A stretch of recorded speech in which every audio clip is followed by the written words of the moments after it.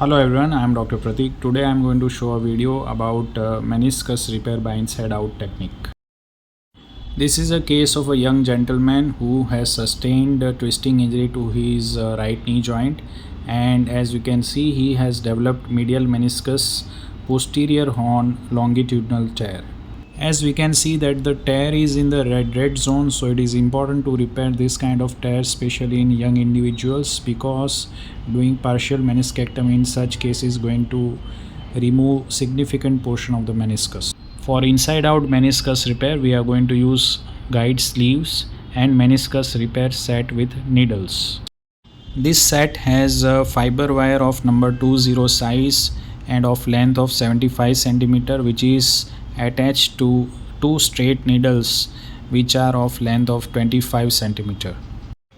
Before we proceed with the meniscus repair, we need to make a posteromedial safety incision to protect the posteromedial neurovascular structures.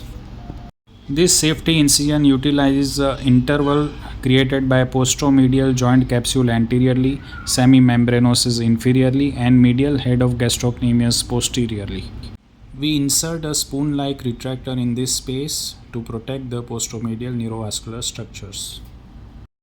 Now we have inserted a curved guide sleeve through anteromedial portal, and we are viewing from the anterolateral portal, and now we are going to insert the needle through the guide sleeve.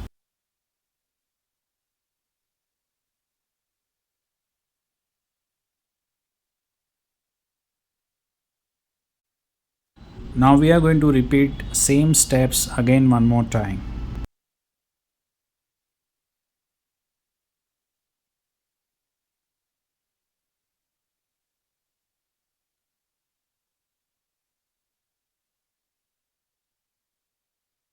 So this is the final picture after meniscus repair with inside out technique.